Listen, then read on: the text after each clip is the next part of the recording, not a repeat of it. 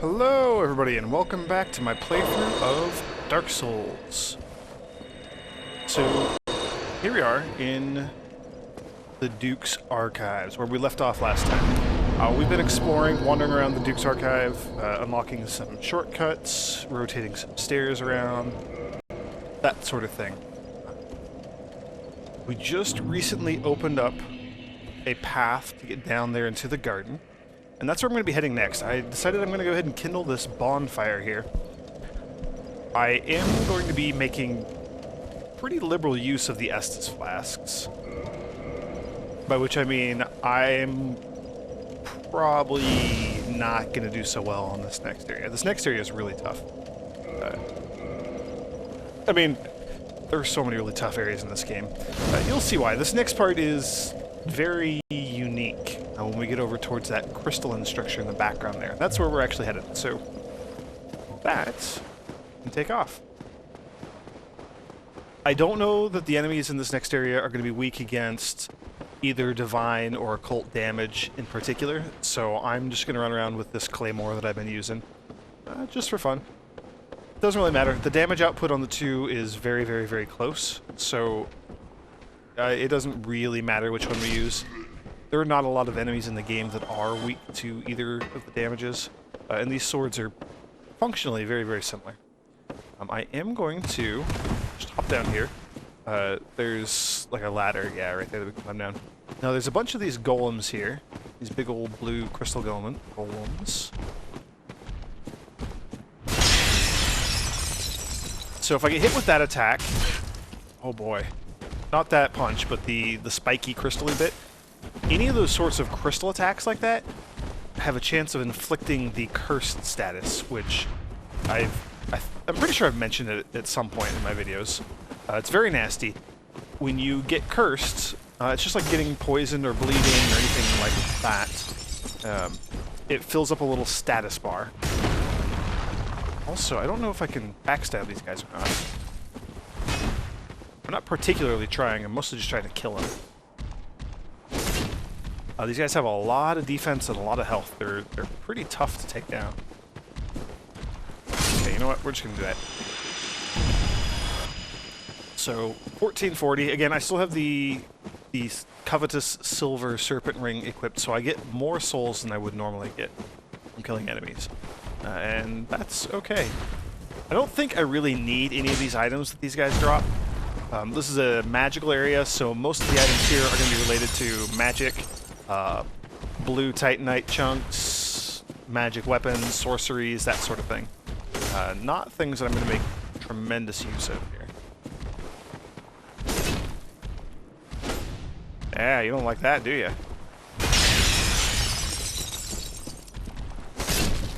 So these big old blue golems, they have a somewhat decent chance of dropping blue titanite chunks. And blue titanite chunks, I've talked about this a lot in the past, I'm sure. They can be used for making magical weapons, which we're not going to use, so I really don't care. I'm just kind of hanging out killing these guys for fun. There's a gold one there. That is a unique golem, as you might guess. It actually has a person trapped inside of it. And that person is important for a storyline for one of the other characters. You know, there's the Knight Solaire, there's the Crestfallen Warrior, there's Petrus and Rhea of the Way of the White Covenant. There's the mysterious assassin who went and murdered the Firekeeper in the Firelink Shrine. We went and fought him. There's all these other NPCs, and they all have some sort of like unique little quest or storyline about them. You can help them, you can get rewards, you can learn things about the world. Very interesting. I'm not doing all of them. I will probably do I'm planning on doing a second playthrough of Dark Souls at some point. Not sure if it's going to be New Game Plus with this character, or if I'm going to do another character and just play the game in order and hit all those story points. I've missed a lot of them, I've skipped over a lot of them. There are even a few areas of the game that I have been avoiding and haven't gone to for the same reason. Just, you know, this is just for fun for me. I want to see what it's like being a cleric type character, a divine, someone who uses miracles. I've never really done that before, so this is just for fun. I am planning on, you know, covering a lot more of the lore Ooh, later. I'm really glad I didn't get killed there. Remember what I was saying just a minute ago about needing to use these Estus flasks? Oh boy, these guys are really tough to take down. They're very resistant to slashing damage, which is what this sword does, as you might expect from a sword.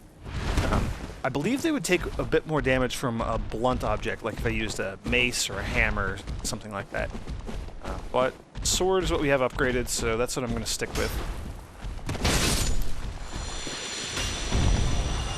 I also believe that they're weak to fire. I think I've mentioned that before. I think fire is a weakness for a lot of the creatures in this area. I don't actually know that for sure. Pyromancies are interesting. I haven't really talked about them. So miracles scale and get stronger as you have more faith in this game. Faith being one of your stats. Intelligence being another stat will increase the power of your sorceries, which are offensive, wizardy type spells. But then there's pyromancies, and pyromancies don't actually have a stat that they scale with. I'm going to go ahead and lightning spear one of these guys. Pyromancies, you need a pyromancy glove, for lack of a better term. It's a pyromancy flame or something is what it's actually called, but basically it's a cool orange glowing glove, and you need that to cast pyromancies. Now, you can find better catalysts and better talismans for your sorceries and your miracles, and you know they're going to slightly increase the effectiveness of those things. So I'm using the ivory talisman right now. That is one of the best. It's tied for second place for being the second best talisman that you can get in the game. It's really, really nice for miracle users like myself. But pyromancy flames, you just upgrade them normally like you would a sword. So the only resource you need, like you don't need any stats to increase your damage with fire spells, pyromancies. You just pay more souls and you upgrade your pyromancy flame. That's how you get stronger. So if you grind a little bit and get some levels, you can just straight up upgrade your pyromancy flame without too much trouble. So it's very interesting. You can actually, that's why a lot of people really like to use pyromancies, because you can have some very, very strong pyromancies without compromising any of your other important stats, like strength or vitality or anything like that. So a lot of people will use pyromancies, especially in PvP, they'll use pyromancies as their offensive ranged attack, as their spell, because then they can focus all of their other points on, you know, getting as much strength as they possibly can, that sort of thing. No point in doing attunement. I'm happy with the number of spells that we have here. You know, maybe it would be nice to have a little bit more of the heal spell, but I'm fine with what we got. I am going to top off our faith.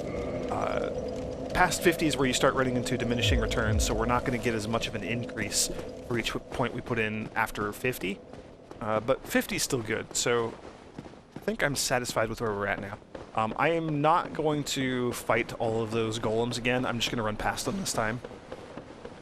I was purposefully just kind of screwing around, talking a little bit, and taking those guys out to get some more souls. So I think we're good to go if I just want to run back down into the crystal cave here. So we've also had an interesting trend in this kind of second half of the game, as I consider it. We've been fighting a lot of enemies, or we've been fighting a few enemies that were previously bosses. So we've fought, you know, down in the demon ruins, we fought the Taurus demon again, and the, oh, this is going to be trouble, isn't it? Yeah, you guys are going to be problems. Alright. Wrath of the Gods. Nope. Yep, got 3 of these guys now. This is going to be tough.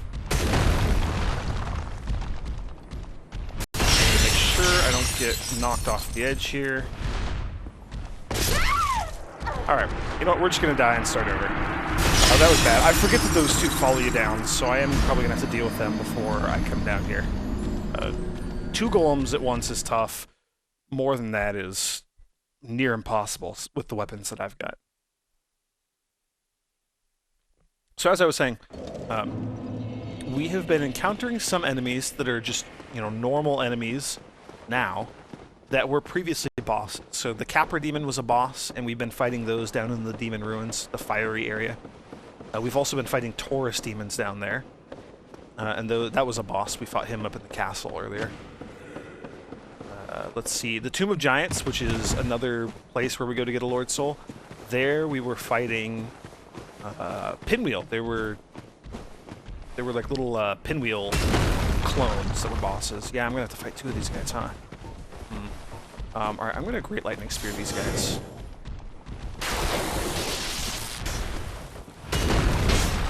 At least once, let's see. Once, a jump attack, second jump attack. Okay, so that's not bad.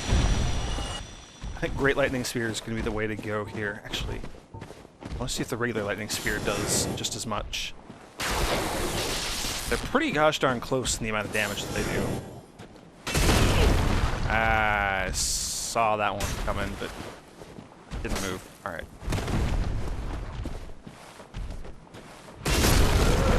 Are you kidding me? So in the last 2 areas we've gone hunting for boss souls. We didn't actually go looking for the boss soul in the Demon Ruins, but that is an area that we'll be visiting it again. There is a boss there. We need one of the souls to fill the Lord Vessel, if you remember that whole quest. So each of these areas has an enemy that was previously a boss, and there's going to be one that we're going to encounter. We're not actually going to fight it. We will see a lot of this enemy in the Crystal Caves here. Just kind of wanted to mention that. It's interesting. Alright, let's try not to get all these stupid golems chasing me all at the same time. Let's also not be stupid and do jump attacks to jump right into their own attacks. Oops, wrong button.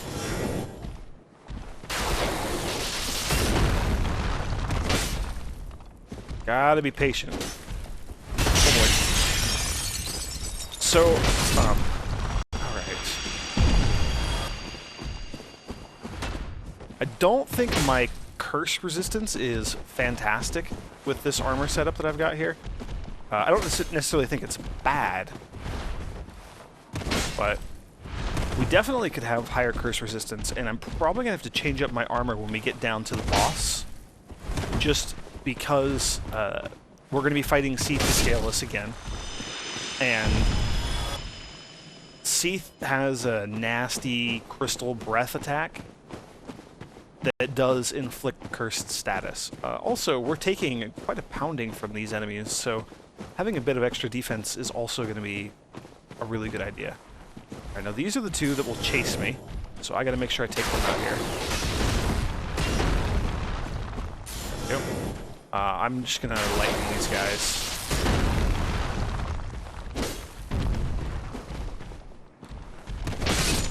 Alright, 1 down.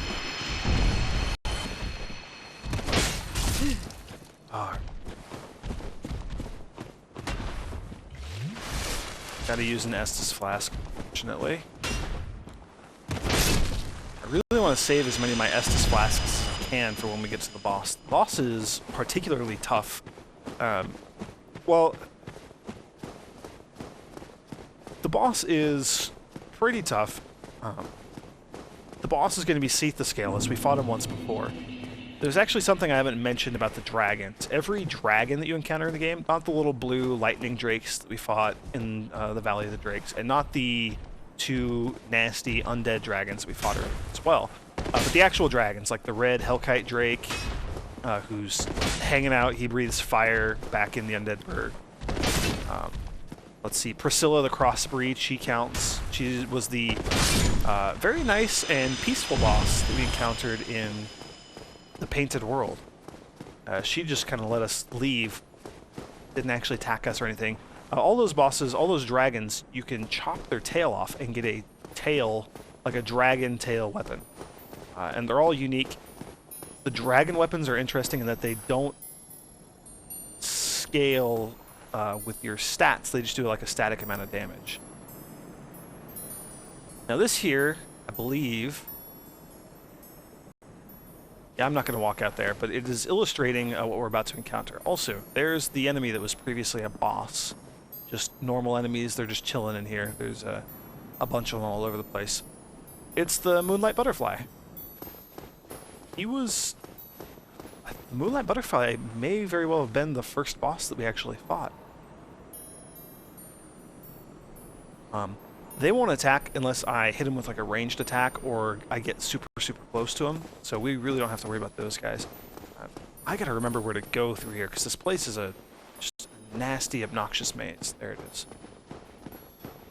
So yes, the reason that this place is awful is that right there.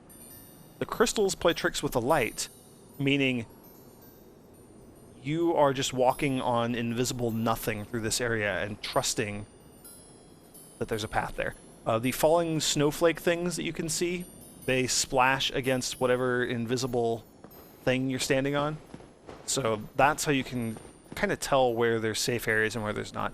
And generally they're all straight shots. There is one area... Oh man, this guy's going to be a huge hassle, isn't he? There is one area where it curves, and that leads to the blue Titanite slab. This guy has more health and defense than your average golem. It's like a super boss golem.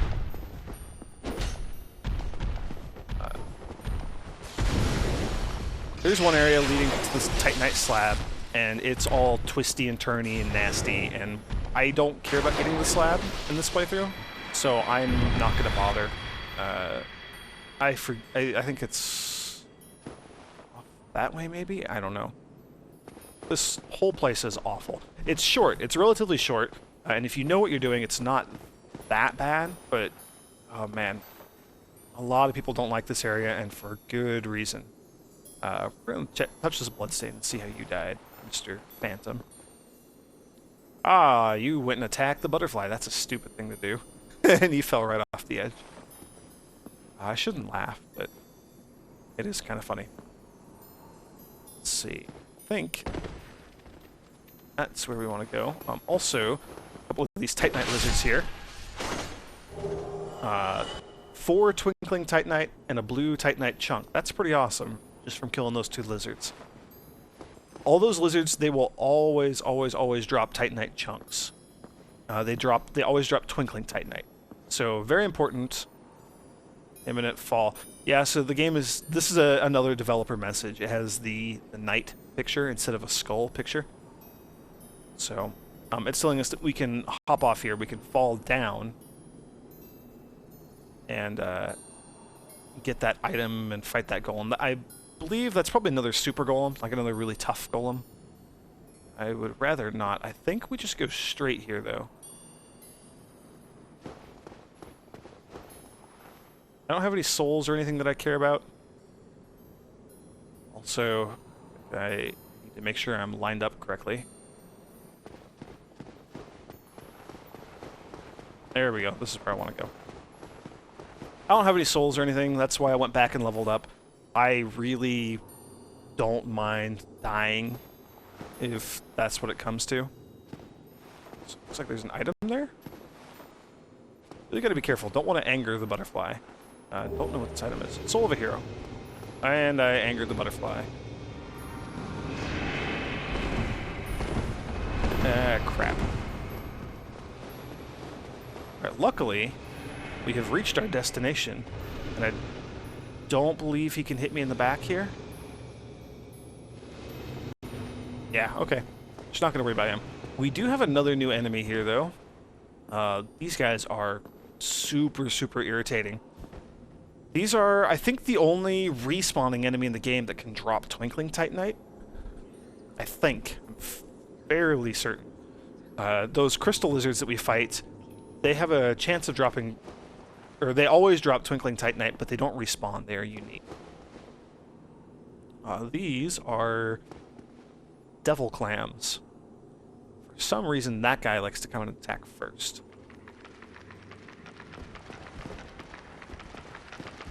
I don't know how tough these guys are going to be with my current setup. I've never fought them with this equipment before. They have a couple of nasty attacks, and they hit hard too. Generally, you want to stay behind them if you can. They do turn pretty quickly though, and they have a nasty big radius with that attack. They also have a bitey attack, where they'll lunge at you and bite you and just kill you pretty much outright. And then there's that nasty little leg poke attack that he keeps doing. I really don't like fighting these guys. Seems like I can stagger him just fine, though. They also have a chance of dropping... There we go. Purging Stones, exactly. So Purging Stones are used to remove the Curse status effect. Which is very good. Very, very good thing to have, those Purging Stones. If you're going to get cursed. I'm not planning on getting cursed. I'm hoping I can avoid it. It's generally the best strategy, is just try not to get cursed. Also, I'd like to hit one of these guys with a lightning bolt and see how much damage I can do. They're pretty big targets.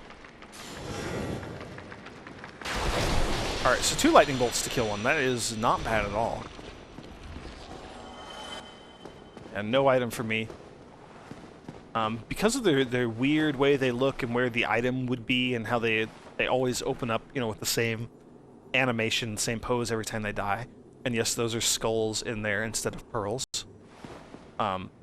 It's really tough to see, maybe even impossible to see if there are glowy white items when they die.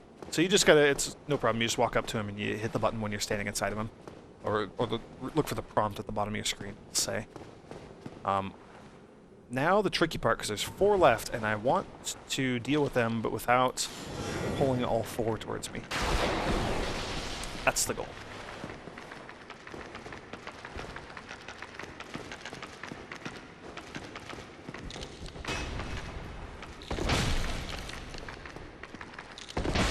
Alright, there we go. He has a pretty big wind-up for most of his attacks, so, you know, he telegraphs them well, and I have no problem doing a jump attack to hit him.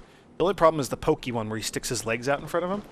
That one has no wind-up, and pretty much no warning, so you've got to be really careful. And for some reason, that one's attacking next. Let's hit you with a Great Lightning Spear. Oh boy. Son of a gun. I got greedy and I shouldn't have. I also should have healed myself, so I was being stupid there. Luckily, as you saw, that area is not too terribly long. It's just a bit unnerving. It's weird to be running on nothing. It's a very weird experience. And I'm actually going to try and see if I can just bypass all those golems and not deal with them. This may be a really foolish idea. Again, I don't really care about those souls that we just lost, so that's not a big deal to me. I'm just going to see how much I can avoid run through here. I don't need to show anything off. I don't really need to talk about anything substantial. So let's give it a shot and see if it works. After I take out all those clams, I'm going to change up my armor. Similar to Gravelord Nito, we just kind of put on a heavy set of armor and then beat the crap out of him with our sword. You kind of want to do the same thing against Seath. It's typically a good strategy. A lot of Seath's attacks can't hit you if you're immediately next to him. So that's a decent approach. And he's, you know, his whole thing, like his whole gimmick, his whole purpose is that he doesn't have scales, so he's kind of squishy. He's actually quite squishy. So we'll hope that that works. I think I'm just going to go with Havel's armor set again. That's one of the best, and I believe it has pretty high curse resistance. Again, curse is the thing that I'm really, really worried about in this fight, because even if you still have health, curse, when that gets inflicted, will just kill you straight up. Also, this is a bit of a problem. You notice I'm kind of sliding to the right when I walk. Just the geometry of this level kind of pushes you to the right, so you gotta be really careful, because a lot of people can inadvertently die just by not realizing that they're sliding to the right and not walking directly to the left. Hop down here, and run straight. And actually, this seems like a good idea. With the orange messages, they're really handy for guiding your way. So I'm gonna pop down a little message right here. I'm just going to say, good. No, I'm going to say I can't take this. That seems like a good message. Nice and encouraging for people who are trying to run along here. Yeah, hidden path. And that's the one saying go over there and get the item, which is a trap because then the butterfly attacks. Alright, here we go again. Patience. Patience, patience, patience. I really gotta see if I can be patient.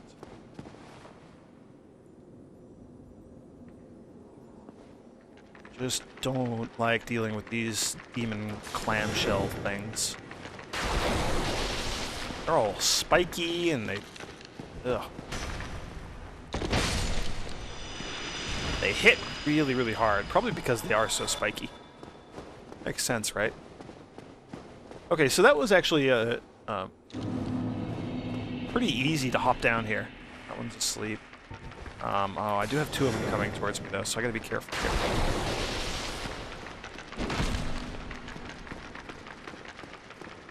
It was not quite the attack I meant to do, but that's okay.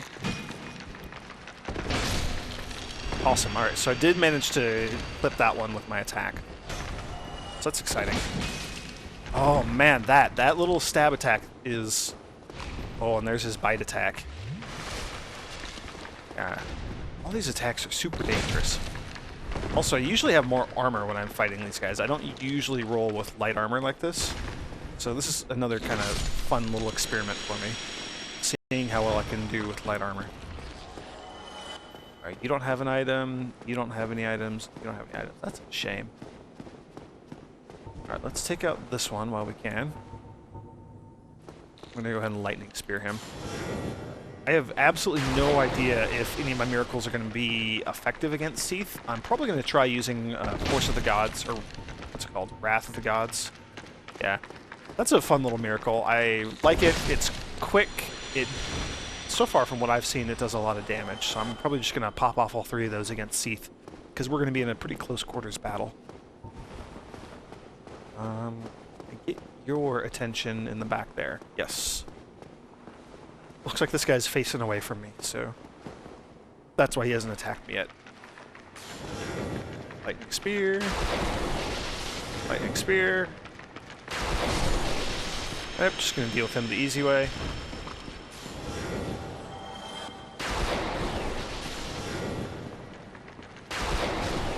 There we go. No item from you. And no item from you, so that's unfortunate. So here we go. All of those black silhouettes, those black shadowy things, I'm hoping you can see them. Also, really quick, no fog wall here for the Seath fight. So that's interesting. Kind of a unique fight.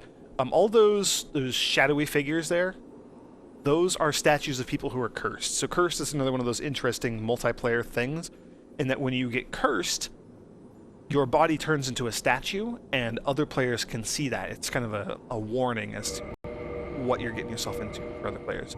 Alright, let's check and see. So, curse resistance. Black iron gives 5. Yeah, our current equipment gives nothing. Maiden gives 3. The dingy hood, which is worn by the Firekeeper from Firelink, we found it on her corpse. Back before she was resurrected, of course. That has very, very high curse resistance. I think the highest curse resistance armor in the game. Although, the golden armor of favor that we got from the killer of the Firekeeper, also very high. And Havel's is high as well. So I'm just going to go with Havel's armor. Like I said, my strategy is I'm just going to stand there and beat the snot out of this guy right in his face. This makes us really, really heavy, though. Yes, we're going to move super slow.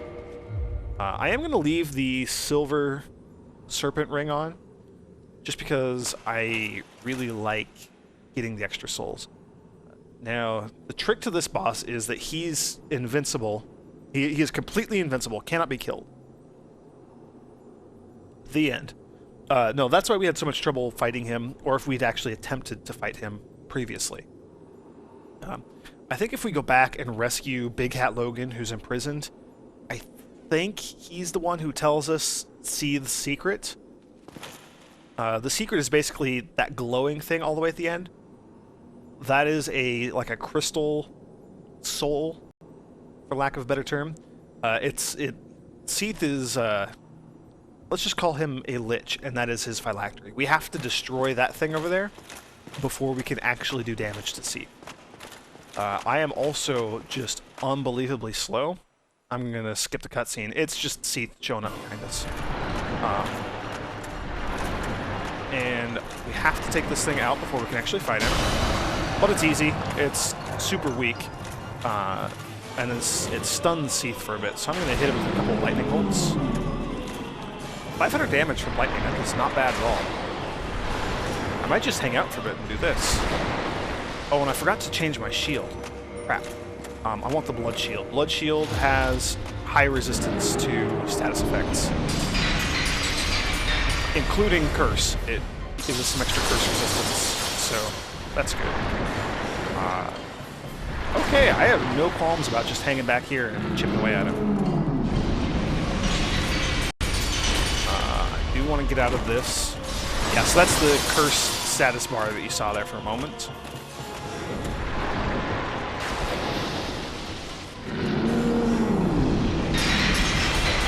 No, I am not entirely sure why Seath has 3 tentacle tail things. So please don't ask. Jeez. Alright, that's the last time.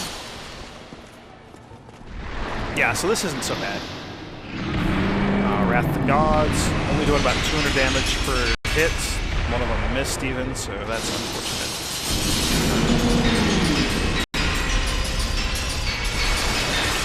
Oh boy. Oh, I thought that was going to be worse.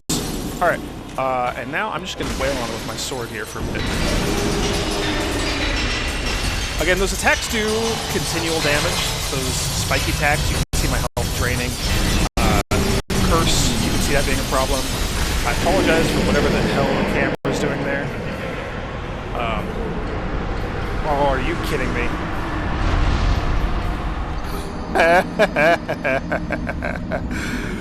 I think we got the soul shard.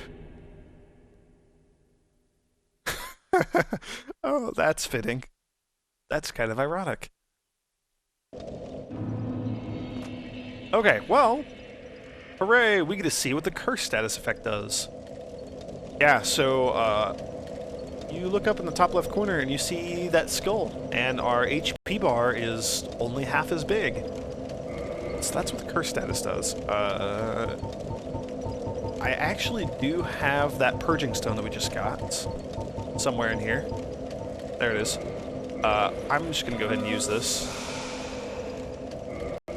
And did we get Seath's soul? We did.